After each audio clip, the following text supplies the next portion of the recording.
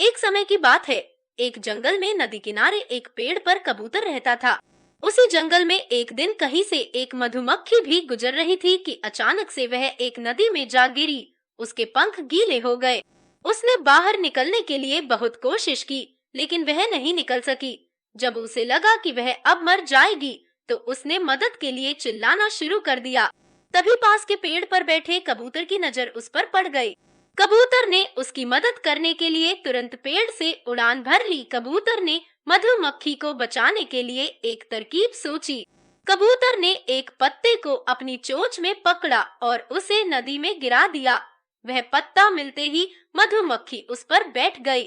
थोड़ी ही देर में उसके पंख सूख चुके थे। अब वह उड़ने के लिए तैयार थी। उसने कबूतर को जान बचाने के लिए धन्यवाद बोला। उसके बाद मधुमक्खी वहां से उड़कर चली गई। इस बात को कई दिन बीत चुके थे। एक दिन वही कबूतर गहरी नींद में सो रहा था और तभी एक लड़का उस पर गुलेल से निशाना लगा रहा था। कबूतर गहरी नींद में था, इसलिए वह इस बात से अनजान था। लेकिन उसी समय वहां से एक मधुमक्खी गुजर रही थी, जिसकी नजर उस लड़के पर पड़ गई।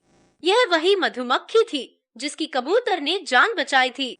मधुमक्खी तुरंत लड़के की ओर उड़ गई और उसने जाकर सीधे लड़के के हाथ पर डंक मार दिया।